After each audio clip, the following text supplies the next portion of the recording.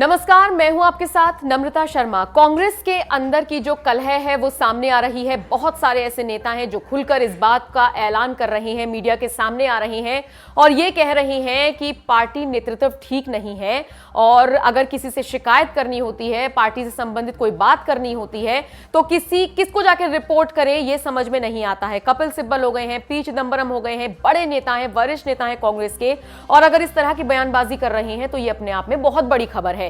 लेकिन कुछ ऐसे नेता भी हैं कांग्रेस के जो अब सामने आकर खुलकर कपिल सिब्बल और पी चिदंबरम के बयानों की काट तो कर ही रहे हैं, लेकिन वो ये भी मान रहे हैं कि कुछ तो नेगेटिविटी है, कुछ तो फेलियर्स हैं कांग्रेस में। इन सब के बीच में देखिए, कांग्रेस के वरिष्ठ नेता हैं गुलाम नबी आजाद, जिन्होंने एक इंटरव्यू दिया है और उस इंटरव्यू में उन्होंने साफ कहा है कि पिछले 72 सालों में कांग्रेस अपने सबसे लो फेज में है। ये बात हम मानते हैं, लेकिन जो नेता इस तरह की बात कह रहे हैं कि नेतृत्व की कमी है, सही से नेतृत्व नहीं हो पा रहा है और इस तरह की बातें रख रहे हैं कि किसको जाकर शिकायत करें अगर कोई बात कहनी है, तो उन चीजों से मैं सहमति नहीं रखता हूं। आजाद ने यह भी कहा है कि चुनाव में हार के लिए पार्टी नेतृत्व को दोष देना ठीक नहीं है। हां, कांग्रेस संकट से गुजर रही है, यह बात मैं मानता हूं। जनता से जमीनी स्तर पर कांग्रेस ने अपना संपर्क खो दिया है, इस बात में भी कोई दो राय नहीं है, लेकिन इस तरीके से सवाल उठाना इतनी बड़ी पार्टी पर, उसके नेतृत्व पर, यह गलत है। यह गुलाम नबी आजाद ने कहा है।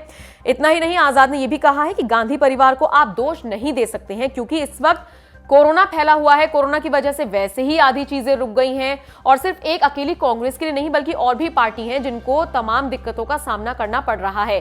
तो इसलिए अगर किसी राज्य में गठबंधन की सरकार बनते बनते रह गई, अगर वो गठबंधन हार गया, उसके लिए अगर आप सिर्फ कांग्रेस को जिम्मेदार ठहरा रहे हैं तो ये ठीक नहीं है। वैसे बात मान रहे हैं गुलाम नबी आजाद, ये बात को स्वीकार कर रहे हैं कि कहीं ना कहीं थोड़ा सा कांग्रेस जो है वो डाउनफॉल की तरफ तो है, लेकिन इस बात को भी वो कह रहे हैं कि जाहिर करना गलत है। मीडिया के सामने इस चीज को उछालना कांग्रेस के नेताओं की तरफ से ही ये गलत है।